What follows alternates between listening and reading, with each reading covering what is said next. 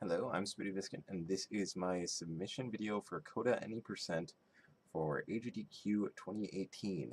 I'm just going to be watching back and commentating my current PB in this category, which is 722.81. You can watch it on my Twitch or on YouTube if you want to get a better listen to the game audio and such. But yeah, I'm going to have that turned down fairly low since I want to give some commentary. Before I start, I want to explain that yes, this was at AGDQ 2016, 2 years ago, but this uses the Amplified DLC, which beyond just adding an extra zone to the game, also changes up the item pool considerably, most notably removing the Ring of Phasing from the game, which, as you might recall, was a very pivotal point of Coda speedrunning. It was pretty much what made Coda, beating Coda at all possible. So the run is considerably harder with the Ring of Phasing removed, and have to rely on alternative options, which you'll see some of here. It also makes the end game much more challenging, much more difficult. So yeah, it will be considerably different from when it was last shown at AGDQ. Anyway, I'm going to start playback of the VOD right now. So right off the bat, I'm going to get this transmute spell, which is a pretty useful spell. Lets you change items surrounding your character into random other items. Due to Coda's limited item pool, since she has some pretty high restrictions, she was considered an impossible character when she was first conceived. That she combines the traits of 3 other characters, Arya, Bolt, and Monk, who are all challenging characters in their own right. Arya can only use the basic dagger weapon, has no HP, and can't miss any beats without dying. Bolt runs the game at double tempo, and Monk has a vow of poverty and can't pick up any gold. So combined, it's basically a character that you have to play perfectly. No weapon upgrades, no missed beats, and you have to move twice as fast. That said, while weapon upgrades aren't available, you can, however, increase your damage, and that's what I do with that glass shrine. The glass shrine there converts my sunglasses and basic torch into a glass jaw and a glass torch, which are much better. Normally, glass equipment comes with the downside of breaking when you take damage, but since Coda already dies in one hit, it's not really much of a downside because you can't be taking hits anyway. You saw me got my lucky charm there by summoning a leprechaun with a large pile of gold. Getting the lucky charm makes it so that bats, which move randomly and are really dangerous enemies, can't attack directly. That said, bats are still a very dangerous enemy since, again, you can't step on gold, and bats will drop gold when killed. So you have to make sure that even though they can't attack directly, you have to be careful that they don't cause any other problems. So found a bomb spell here. I decided to take it, even though it's generally not too great, but I'm low on bombs, and I actually consider the shield spell pretty weak on Coda, because the shield spell does not protect against deaths from gold or missed beats, and missed beat deaths are one of the most common things on Coda, so shield spell often not worth too much. Shield spell generally being only something that you would be casting when you're in a really scary, high-density situation as well. And if you are in the middle of a huge swarm of enemies, chances are you aren't getting out of that without stepping on gold. So, yeah. Spiked ears there give +2 damage, which is actually more than my current... actually, no, because of that strength charm I just picked up, that's actually equal to my current damage output. Spiked ears are +2 damage, but break if you miss a beat. Again, since Coda can't miss any beats, similar to Glass, that's not much of a downside. But... the glass jaw just doubles all other damage sources. So in the long run, when it comes to stacking other damage sources like that strength charm and the boots of strength, the glass jaw is the better choice. So I stick with that there. So yeah, just kind of make my way through here. I'm still lacking a ring though, and rings provide some of the most powerful effects. Again, the Ring of Phasing was essential for Coda speedrunning back before the DLC came out. So yeah, I'm definitely looking for a ring here. Nice quick deep blues kill. Very dangerous fight because of all the pieces dropping gold and the very small arena size you get.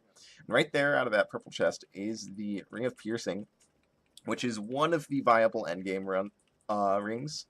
The Ring of Piercing allows you to ignore all armor traits on enemies. So, like the Skeleton Riders, normally you'd have to hit them once to unhorse them, and then they'd have a shield, which can block attacks from the front. But with the Ring of Piercing, attacking their horse just attacks them directly, and with my 6 damage, I can just one-shot any Skeleton Riders. So Zone 3 is where Coda generally gets pretty difficult. You can get swarmed pretty easily. But the high damage piercing build makes a lot of the otherwise tricky enemies here pretty quick to deal with. And Glass Torch, which highlights all enemies on the map, makes it pretty easy for me to tell where to go. Earth Spell provides a nice quick kill against Coral Rift here. Earth Spell, if it crushes enemies against walls or other enemies, deals phasing damage, which will hit through...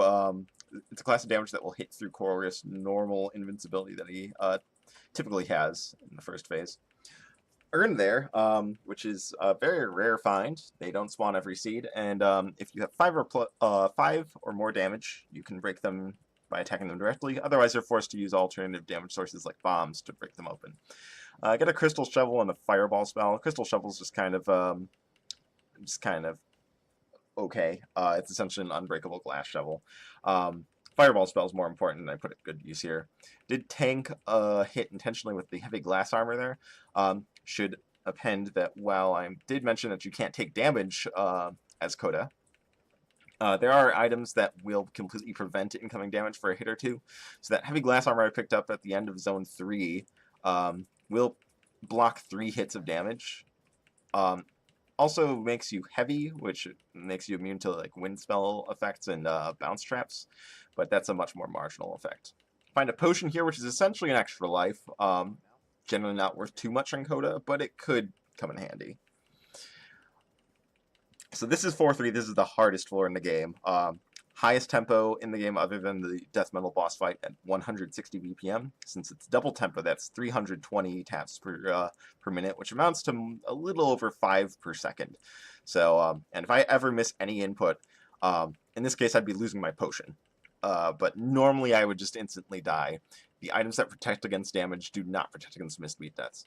And right here I'm going to use a really cheeky dagger throw right there. Daggers will plow through all enemies in their path, and hits a warlock on the way, which teleports me closer to the exit. So a lot of time saved there, killing all the enemies in that room all at once. Bad positioning, so I just tank the last hit with my heavy glass there, and try and get a replacement heavy glass. With Coda's small item pool, you'll often see repeats of items, unlike with other characters. I just get normal glass, which is only worth 1 hit, but still, you know, worthwhile. So this is the new zone. Zone 5 revolves around this electrical wire, which will give you a kind of a chain lightning attack if you attack while standing on it. It's useful for clearing out large swarms of enemies. But yeah, onto 5-2 here. These shielded orcs and these devils are a lot easier with the Ring of Piercing. Normally you can't attack the orcs from the front. The devils require you to break their shell and then kill them after they're free from it, which makes them much faster. They move every beat when the shells are broken. But with the Ring of Piercing, I can just kill them in 1 hit. The Ring of Piercing does not do anything to these skulls, though, which still need to be broken up into their smaller skeleton components and killed individually. The wire tends to help with that, but fortunately was not able to really get a good setup for it. The metronome is pretty tricky to read at double tempo. It moves for 3 beats and then stops to AoE attack around itself every 4th beat, which means getting the right parity, the right distance with respect to it can be pretty tricky. So at this point I'm running pretty close to my PB, so I would have, for safety, I would have conjured another heavy glass instead of just a karate, which is an extra damage point, but since I was running low on time, I decided to just push with it. In-game timer stops while you have the boss splash screen up, so I stop for a moment here to just kind of make sure that I know exactly what my plan is here so I can execute it quickly and reliably. In this case, I have the damage to 2-shot death metal and a freeze tome available, which allows me to finish this run out very cleanly. And that's it. So yeah. Again, you know, as you can see, Coda very different from what it was 2 years ago. Much more intense, much more difficult run, but I'm fairly certain I can deliver one. We'll definitely be practicing it nonstop if this gets accepted. So, and it was very, very well received when it was first included back in AGDQ 2016. So definitely worth considering. That's all I got for you guys. Thank you for watching.